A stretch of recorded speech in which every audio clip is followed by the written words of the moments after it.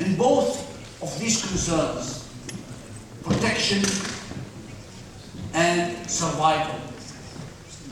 We have to make an enormous investment in the area of both hard power and soft power. As my former teacher, Professor Joseph Nye, التراث والهوية هي وسيلتنا الوحيدة للمقاومة. دائما أقول أن الثقافة هي فعل المقاومة، هي فعل المقاومة الحقيقي الذي به نحافظ على الهوية. دائما يقال أن وزير الدفاع مسؤول عن الحدود والدفاع عن الهوية. وزراء الثقافة أو المسؤولين عن الثقافة يحافظون أو مدافعين عن الهوية. لذلك إنشاء مركز إقليمي للتراث العالمي في أثنين في البحرين للمحافظة على تراث هذه المواقع الأثرية التي يزخر فيها عالمنا العربي، وأن تكون للخبراء الموجودين لدينا والذين نعتز ونفخر بكونهم معنا في مملكة البحرين للعمل والحفاظ على هذا التراث. هناك تجربة رائدة ورائعة في التعلم منها والمحافظة عليها عبر هذه المؤسسات أو المساهمات الصغيرة. دائما كل بداية صغيرة هي التي تكبر. ودور المركز الإقليمي العربي للتراث العالمي هي دعوة للمختصين لزيارته للاطلاع على تجربته. كان له دور مفصلي وهام في هذه الأوضاع الاستثنائية التي يعيشها العالم. بدعوة كريمة من الشيخ عبد العزيز القاسمي عبد العزيز. الحقيقة نحن باليمن مشكلتنا مشكلة 90% من السكان قابلين للثقافة والسعادة، 10% هي التي تعصب في اليمن بحكم يعني ثقافة قديمة كرست حكمت اليمن أكثر من 1200 سنة إلى أن جاءت ثورة 26 سبتمبر وتم القضاء على النظام اليوناني وعادوا إلينا من جديد في سبتمبر 2014 ليريدوا أن يحكموا اليمن من جديد. هذه الفئة أقلية سكانية لا يتجاوز 10%. أكلوا الأخضر واليابس منذ صغرهم وهم يرفوا أطفالهم أنهم هم الحكام والبقية أخدام، هم السادة والبقية عبيد. 5 سنوات والحرب قائمة ليحكموا. لابد هذه الفئة، لابد من إعادة سلوك هذه الفئة، وإلا سنظل من حرب إلى حرب. أوروبا في العصور الوسطى عندما قضوا على حكم الكنيسة شادت الديمقراطية والحب والسلام والاستقرار، لكن نحن لن نعيش في ظل ثقافة الحكم، ثقافة السادة والناس الآخرين عنه. التعليم مهم جدا، والحفاظ على التراث والثقافة مهم جدا، ولكن سلوك الناس، سلوك الفئة هذه التعددية والتسامح. الجبهة الثانية هي تلك التي تسعى إلى إشاعة قيم ثقافة نمطية وظلامية جامدة. من هذا المنطلق أولت وزارة التعليم والبحث العلمي في إقليم كردستان أهمية خاصة بالتراث القومي للشعب الكردي وتراث القوميات الأخرى المتعايشة في الإقليم كالسريان والأشوريين والتركمان والعرب في مناهج التعليم العالي وفي أقسام العلوم الإنسانية التي كانت ثقافاتها مغيرة في حقبة الاستبداد الأيديولوجي للنظام الباحث، وباتت مهددة في الوقت الحاضر بصعود الخطاب الأيديولوجي المتطرف للجماعات الجهادية. نحن ندرك أن حماية هذا التراث التاريخي والرمزي المتنوع والمتعدد يعزز من غنى ثقافة الإقليم وهويته، ويكرس من قيم التسامح والتواصل بين مكوناته على قاعدة المساواة والاختلاف. وتشارك وزارات الإقليم بخاصة because I've picked up 2 secrets today that I feel I just have to share with you. And the first one is that our eminent leader and role model, our patron, Mr. Baptiste. It's your birthday today. All right.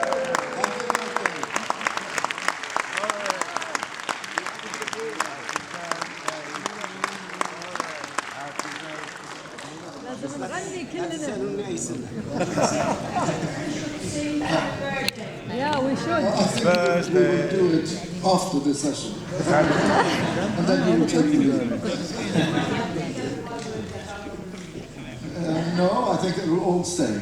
But I said 2 secrets because Sylvie is arriving just now. My second secret, which I picked up today, is that it's your birthday too. Happy birthday.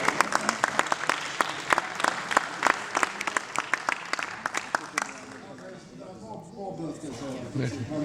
We have to go back to that. So we are a little bit tight for time, as you all know. So let me definitely be as brief as I can. So this session will look at promoting the culture of peace through education, and with a special focus on the Central African Republic, but also the general topic is the role of education related to the culture of peace. So we are very lucky to be joined by a very esteemed panel. You have the bios in your folder, so I will just give a very brief introduction here. Muqaddas Noor is currently Minister of National Education, Higher Education and Research in Central African Republic. He is also the head of the Platform of Muslim Associations of Central Africa. Je voudrais d'abord exprimer les vifs remerciements au président de la Fondation de la Culture, Abdelaziz Saoud Al-Babtane, pour l'invitation et surtout l'accueil qui a été réservé à la délégation centrafricaine à cette assise.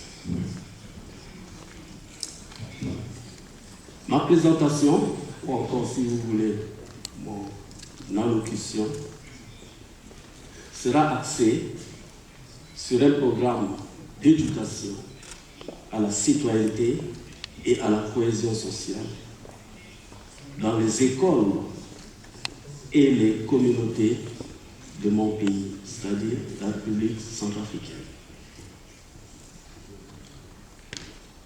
Élu président de la Centrafrique en février 2016, son Excellence, le professeur Faustin Archange Touadéra, a été confronté à l'urgence d'un redressement de ce pays qui était profondément détruit. On pourra même dire, en oui, et surtout divisé profondément par des conflits internes. And I have to confess that this idealism and positive way has not left me, although I grew older. I would like to be seen as the person who still has a passion for idealism and has a passion for what we do. And I think what we're being asked here to do by Abdelaziz Al-Babtane, who has devoted so much of his time with passion for peace, is to also be passionate about what we are doing here, because it's a very important aspect for all mankind.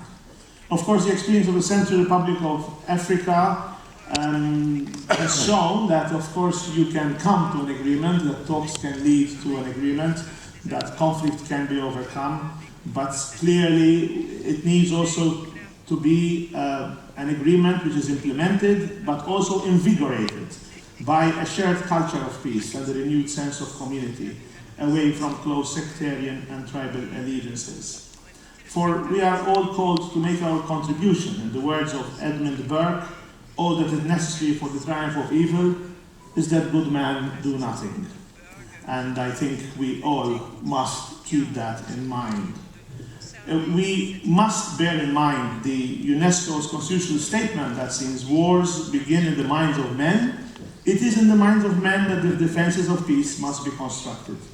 And how better can we construct these defenses than by teaching and forming in education, peace in education, throughout the whole spectrum of the educational formation in all countries, particularly in countries where there's an urgent need to address intolerance, tribal and religious division, and hatred, and the lack of understanding and a unified sense of community.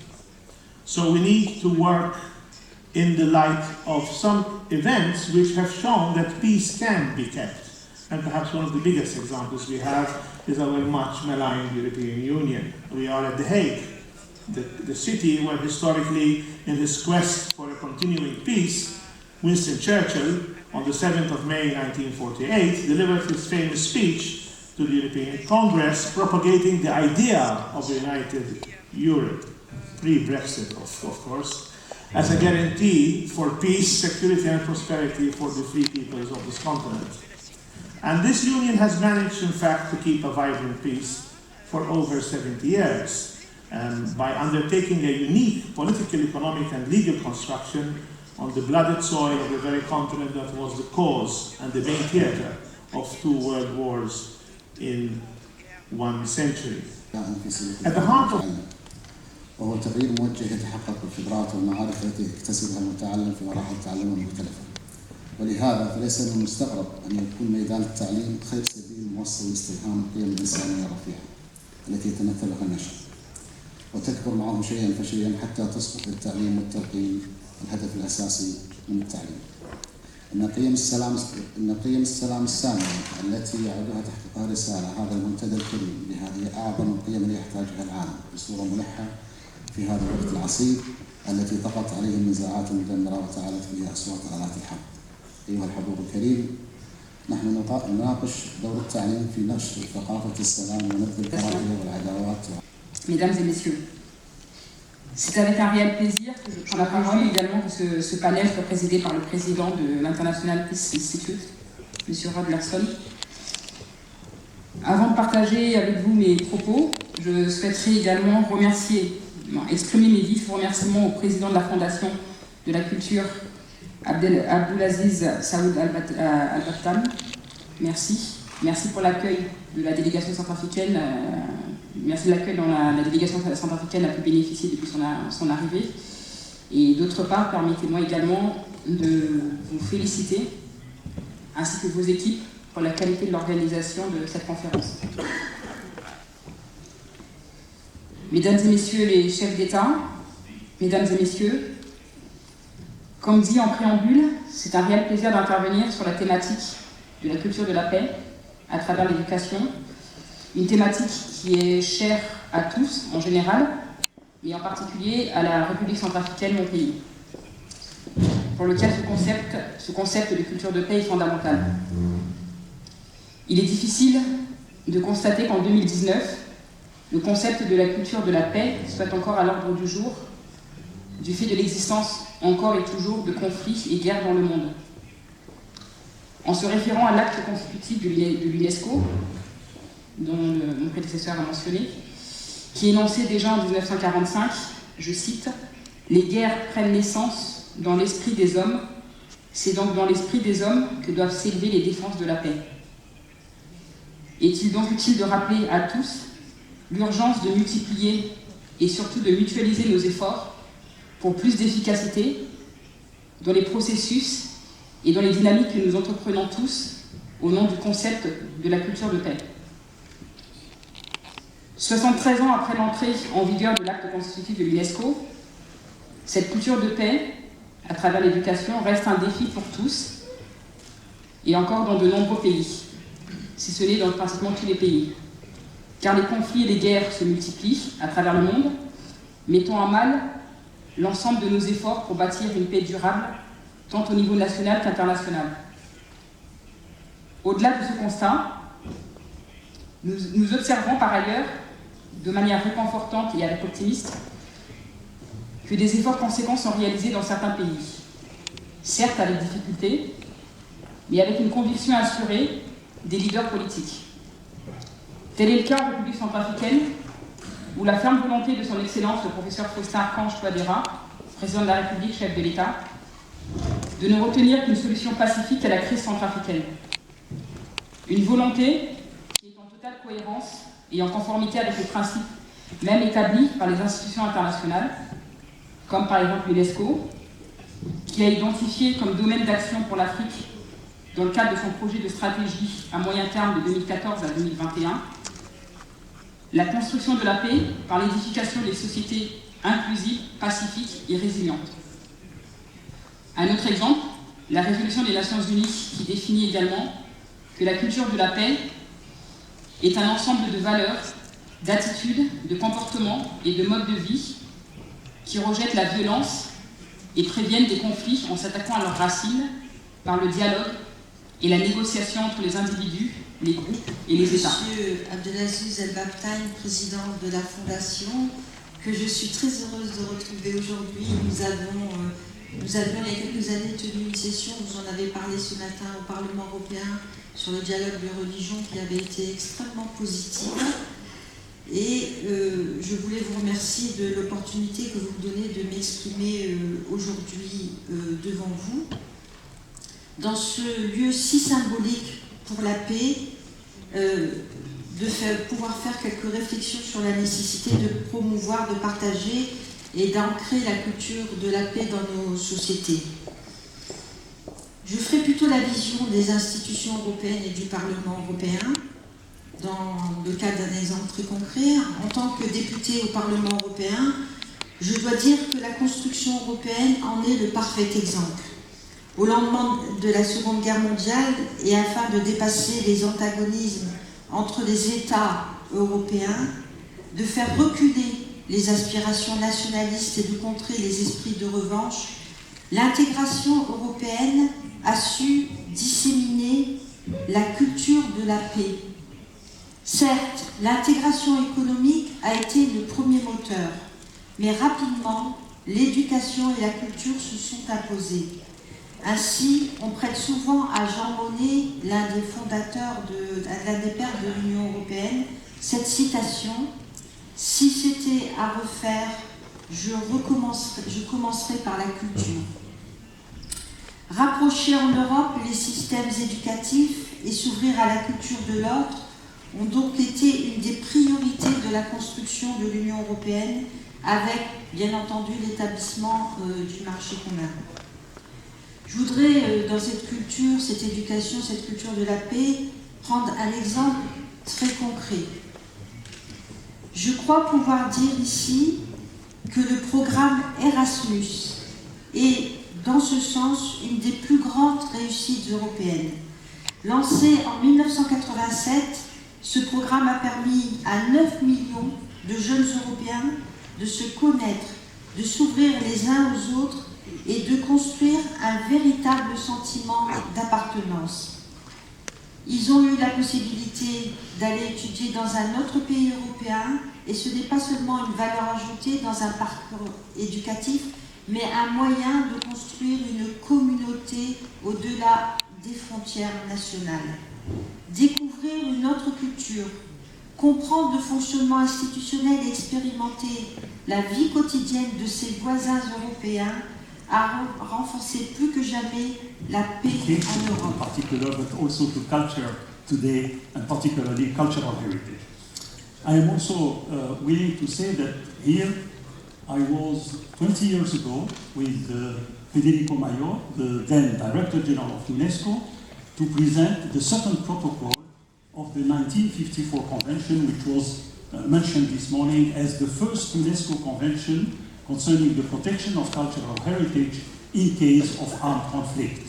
And we discovered, when I was in UNESCO since 1982, that unfortunately the elements of this convention were not possible to apply in the new conflicts that started after the Second World War, because we have seen a number of conflicts internally when the convention was speaking about conflicts between states.